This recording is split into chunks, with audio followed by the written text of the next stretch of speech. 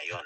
Kapag binawian po ng buhay ang Siakay Hoken member, may konting tulong po mula sa Siakay Hoken.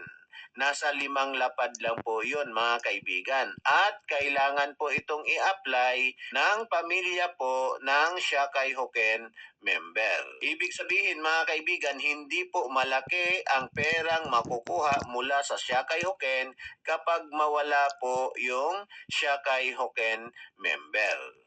Kaya nga po yung mga Hapon mga kaibigan, halos karamihan po sa kanila meron pong Simi Hoken. Pinaghandaan po nila kapag sila po ay mawala dito sa mundo. Dahil dito sa Japan mga kaibigan, napakamahal po kapag binawian tayo ng buhay dito. Kaya yung mga Hapon, karamihan po meron po silang Shibo Hoken o yung death insurance. At meron din po silang hospitalization. Kapag nagkakasakit po sila, may allowance po sila na matatanggap mula po sa Simi Hoken.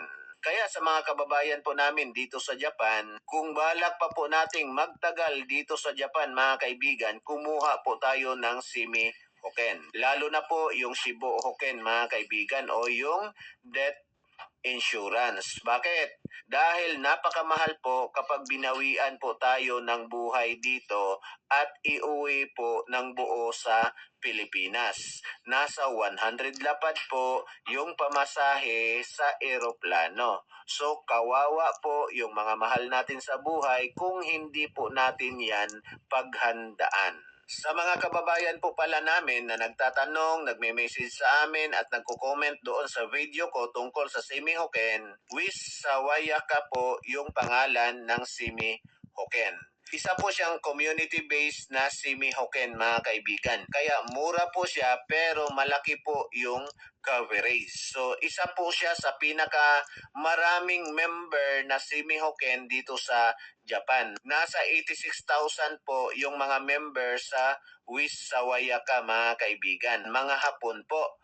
Tapos yung mga Pilipino mga kaibigan, nasa 107 po yung mga kababayan natin na may Simi Hoken po sa WIS. Isa na po ako doon mga kaibigan.